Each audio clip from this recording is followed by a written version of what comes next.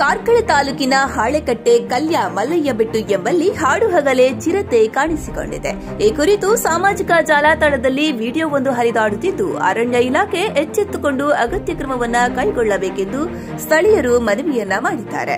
ಮಲ್ಲಯ್ಯಬೆಟ್ಟು ಎಂಬಲ್ಲಿ ಚಿರತೆ ಅಡ್ಡಾದಿಡ್ಡಿಯಾಗಿ ಸಂಚರಿಸುವುದನ್ನ ಸ್ಥಳೀಯರು ಗಮನಿಸಿದ್ದಾರೆ ಎಂದು ಹೇಳಲಾಗಿದ್ದು, ಇದೀಗ ಹಗಲಿನ ವೇಳೆ ಚಿರತೆ ಸಂಚಾರದ ಬಗ್ಗೆ ಸ್ಥಳೀಯರು ಆತಂಕವನ್ನ ವ್ಯಕ್ತಪಡಿಸಿದ್ದಾರೆ.